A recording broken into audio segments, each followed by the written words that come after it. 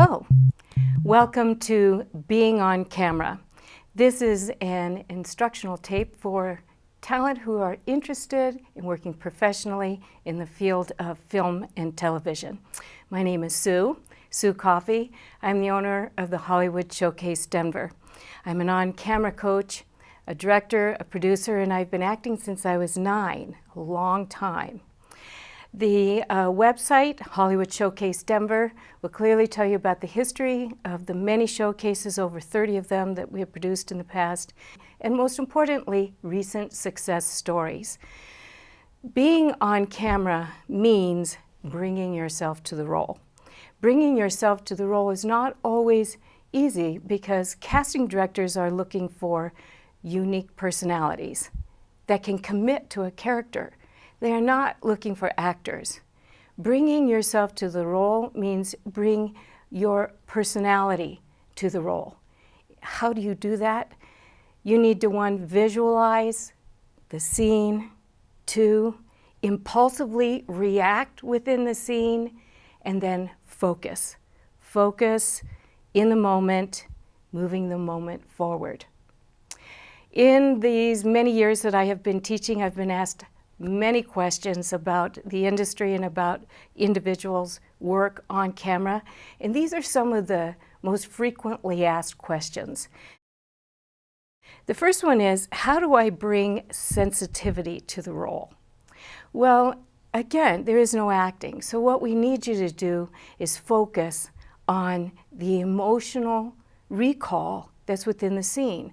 So emotional recall is the study of 8 primary human emotions and using each single emotion within the scene. So our 8 primary emotions are anger, fear, sadness, enjoyment, love, surprise, disgust, and shame. So the study of film for the Hollywood Showcase Denver talent is to take every individual single emotion and put a real life experience to that emotion. And then use that knowledge, that human knowledge, in the scene. Each of our 8 primary emotions also have gestures which tell the viewer immediately what we should be thinking. So the gesture for anger is furrowed brow, making a fist, stomping your feet. Anything violent or mean would tell us, oh, you must be angry, you must be frustrated, you must feel resentment or indignation. Fear has the eyes wide, mouth open, voice lacking breath, where we feel the tension. And if you do that and then say your line, we think you're afraid. The sadness, heavy sigh, precedes the language. The body is limp. Sometimes there's a slight rocking and an up and down motion with your hands. Will allow us, the audience, to be part of your sadness. Then you say your lines. Enjoyment is jumping up and down, thinking of, delight, amusement, pride. The emotion of love is a human primary emotion that allows us to give this funny whining sound. Oh, look at you. Oh, I love your hair. It's very whining in its sound. In contrast to love is surprise. Surprise is an emotion all in itself. It's also one of our 4 comedic values. But surprise is when any one of our human senses are attacked. So if you see something, if you hear something, if you smell something or taste something, or feel something to your touch, it can be a surprise. And that is a whole different emotion from anger, fear, sadness, enjoyment, love. Disgust, we're always looking at the gesture of get it away, push it away, defend yourself. Disgusting allows us to find contempt and try to eliminate that. So this gesture will immediately tell us you're feeling disgust. And shame is guilt, embarrassment, the feelings that we most of the time in our face feel one note. But not a lot of expression, very subtle, very intimate. Those are our 8 primary emotions, and that's what we use in scene study for film. The second question that they ask me all the time is, I can't cry. How do I cry on camera? Well, my first thought is, well, you're not being yourself, because you know, we all cry. I cry, you cry, your parents cry, friends cry. But what makes us cry? Why do we cry? That's the intimate knowledge you need to bring to the scene. And lots of times that intimate knowledge brings in our human qualities. So feeling something, processing something, passing judgment on it makes our body react. And when you are experiencing something hurtful, we will react in that hurt. And if you live with it and believe in it long enough, then your face will swell up with tears. It doesn't have to be hurtful to have our eyes fill up with tears. Sometimes something remarkably beautiful or amazing, or hearing something or seeing, will bring tears to our eyes in amazement. Always, always you must pay attention. The greatest actors are the ones that simply pay attention. And in a very sad scene, if you are really feeling and paying attention and focusing on what is happening, you will feel that hurt. Sometimes our camera connections will allow us to find that. Profile or a quarter turn is where just the side of your face is coming to the corner. That side keeps the peripheral vision of the camera. You must keep the camera in your peripheral vision, and that is your quarter turn. If you let your body turn straight into it, then what we have is a quarter TV turn. You could look completely away and think about it and come back a 180 with your head. You could turn all the way around in a 360 and give that turn the opportunity to fill your heart with the sadness or the emotion you are looking for. The third thing, my favorite, is how do you make something funny? Well, I like to think of things somewhat funny. We always think of television, even some of our most dramatic material, is funny. Well, there are 4 values to comedy. And each value, when used individually in a script or in an improvisation, should make it funny. The first one we talked earlier is surprise. Well, you know, seeing someone slip and fall is not funny, but sometimes it's funny. The baby carriage that tips over and the baby falls out, that's not really funny, but you know, it's a surprise. Things that drop out of the ceiling, things that make us rethink. Any surprise, any attack to our senses is usually funny. The rule of 3 is also funny, and that thought is if you use one word and say it 3 times differently, it could be funny. Hey, hey, hey, or whoa, whoa, whoa. I don't think so. I don't think so. I don't think so. Repeating the same thing 3 times, many times, will allow the viewer to think it's funny. Mirroring is when you imitate the other person emotionally, physically, with gestures and reactions. And I mean imitate them in the scene, doing exactly what they do is usually funny. And then the 4th one is opposition. Opposition is just what it sounds like. It's the exact opposite of the person you're looking at. So if the person you are working with is being funny, you are sad and grumpy. If the person is crying, you are laughing and giggling.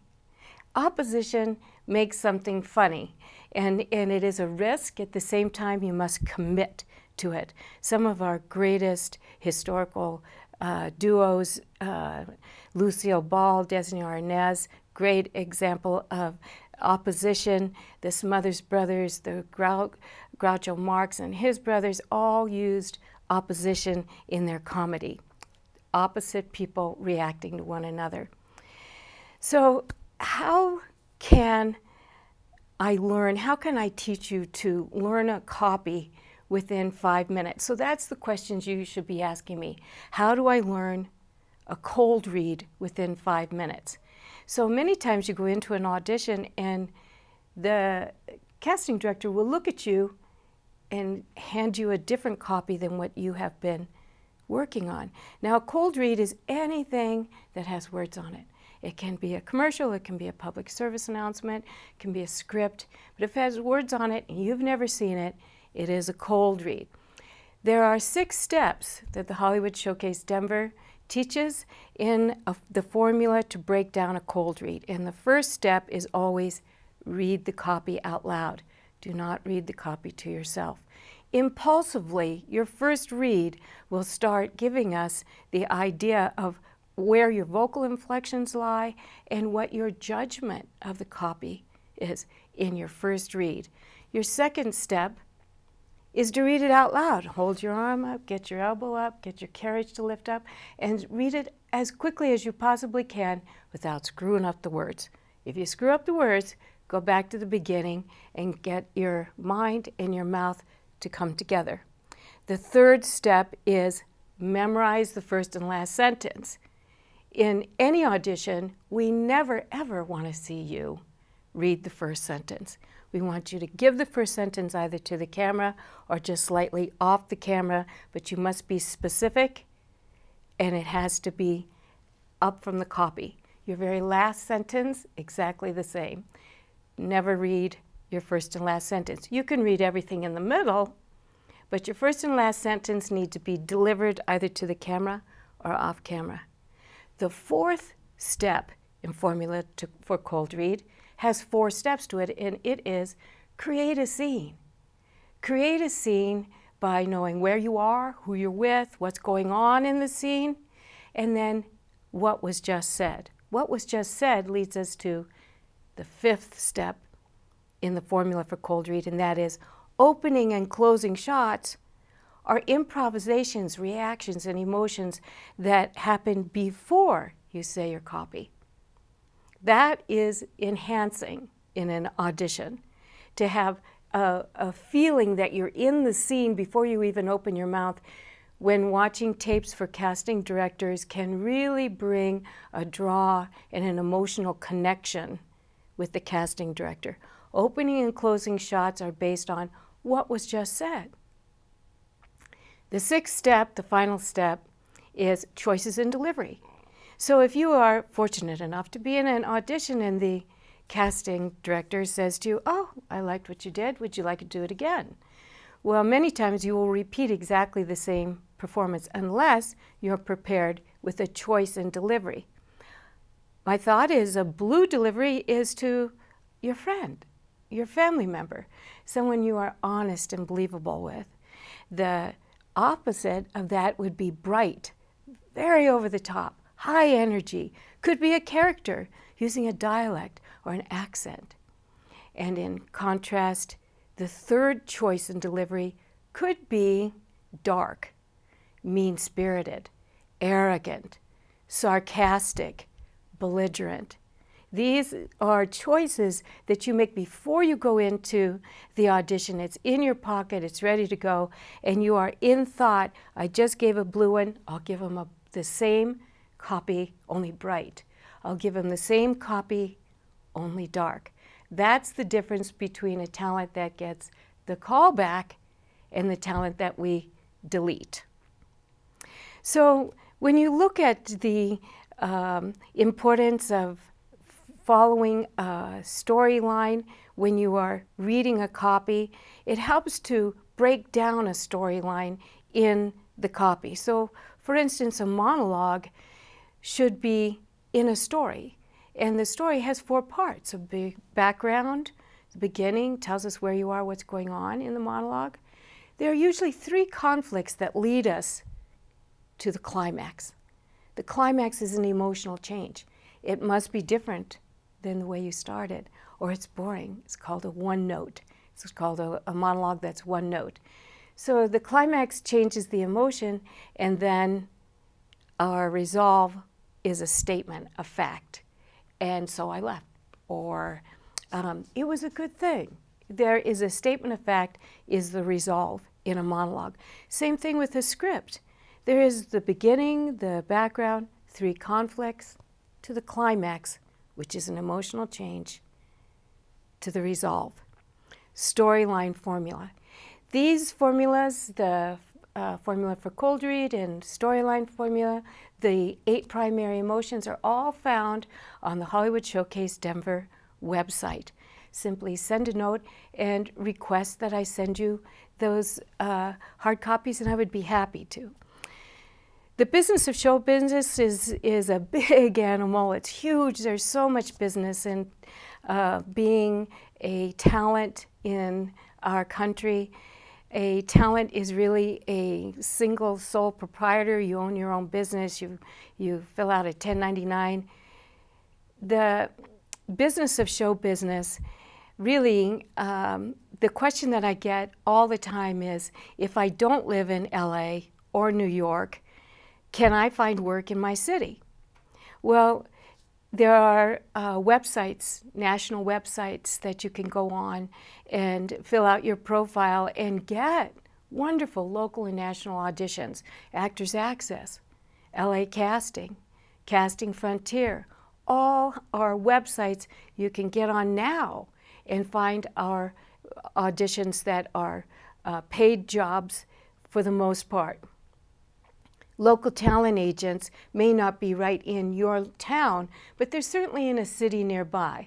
In order to get in to see your local talent agent, you're going to need a headshot, a talent resume, and a comedic monologue, and strong ability to break down cold read. So when you are ready for that, you submit by email to your local talent agent. They respond, and you set up an opportunity to meet with them. And then, of course, there's always the opportunity to go to your film school or your local art institute and see what kind of projects the students are doing and see if you can participate. Wonderful way to practice being on camera as well as getting credits for your resume.